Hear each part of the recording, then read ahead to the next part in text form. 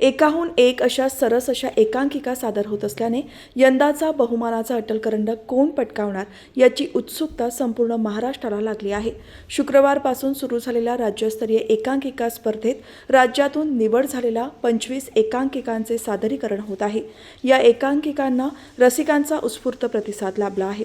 उत्कृष्ट आयोजन आणि नियोजन, भरघोस रकमेचे पारितोषिक, ज्येष्ठ कलाकारांचे मार्गदर्शन आणि संधी यांचा मेलाप असलेल्या या स्पर्धेतून आजवर अनेक कलाकार घडले आहेत।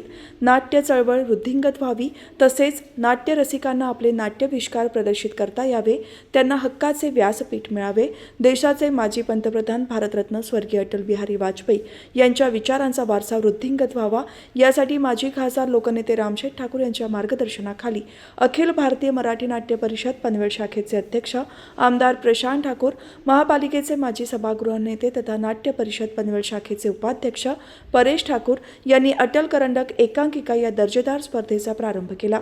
दरवर्षी या स्पर्धेला राज्यातील कलाकार आणि प्रेक्षकांचा उदंड प्रतिसाद लाभतो।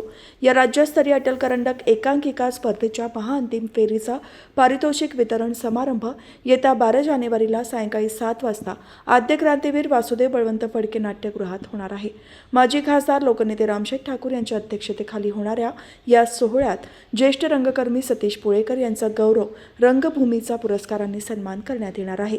यावेळी प्रमुख मान्यवर म्हणून पनवेल महापालिकेचे आयुक्त मंगेश चितळे, भाजपचे उत्तर रायगड जिल्हाध्यक्ष अविनाश कोळी यांची सन्माननीय, तर सुप्रसिद्ध अभिनेत्री सुकन्या मोने, सुप्रसिद्ध दिग्दर्शक देवेंद्र पेम, विराजस कुलकर्णी, सुप्रसिद्ध अभिनेता जयवंत वाडकर, सुप्रसिद्ध नाट्य निर्माता कल्पना कोठारी, अटल करंडक ब्रँड अँबॅसेडर सुप्रसिद्ध अभिनेत्री रुचिरा जाधव, सुप्रसिद्ध अभिनेता भरत सावले यांची उपस्थिती असणार आहे।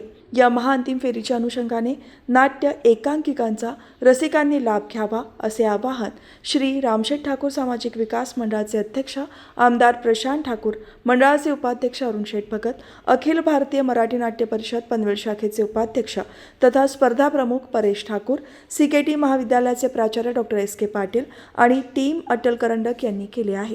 अंतिम फेरीच्या शेवटच्या दिवशी म्हणजेच रविवारी सकाळी 9 वाजल्यापासून उर्वरित एकांकिकांचे सादरीकरण होणार आहे। त्यानंतर पारितोषिक वितरण सोहळा होणार आहे।